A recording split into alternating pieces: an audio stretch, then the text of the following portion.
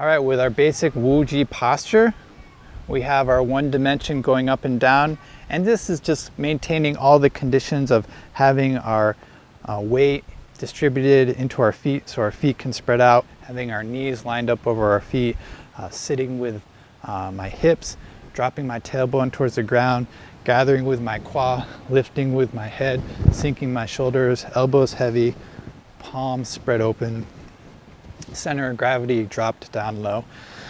So we have the straight up and down where our torso and our legs are compressing and our arms are stretching down towards the ground while maintaining this lift with our head.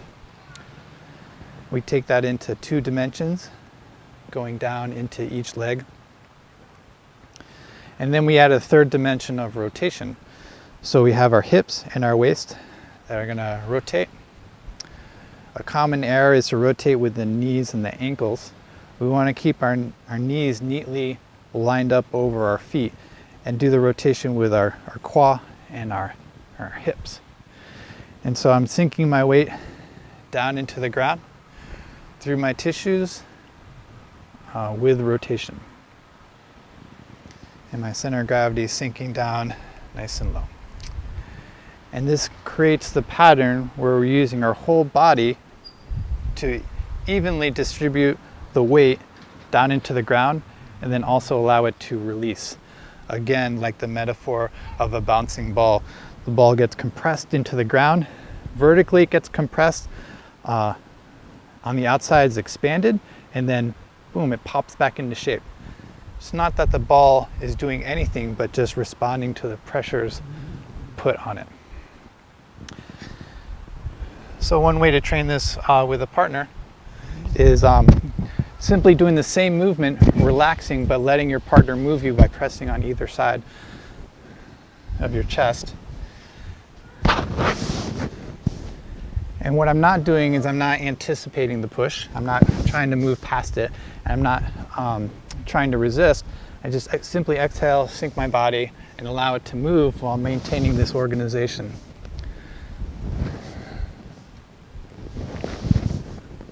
So I'm allowing the force to come in and move my body and push the force into the ground. And when the pressure is released, my body just releases back up into shape. I can do this facing away, so I don't need a visual cue. It's just a matter of rotating and allowing the force to move my body while maintaining the conditions of Wuji.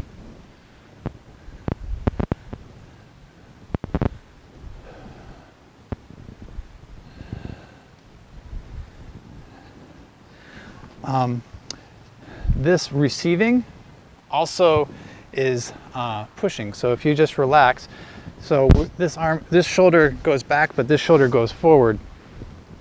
It's very easily attach something to this. So I can just simply attach a forward push to this, right? And your partner can work on being relaxed and allowing you to move them. But I'm just simply adding an appendage or basically a straight line force out of this rotation and dropping. That's an example of push. Another thing I could do is pull. So the same idea here, I can attach this to a pull. Back and forth. And because I'm dropping my weight and the force is distributed through my whole body, it becomes a rather, there's a lot of force involved. I'm using my body weight, but I'm not using much effort, so to speak.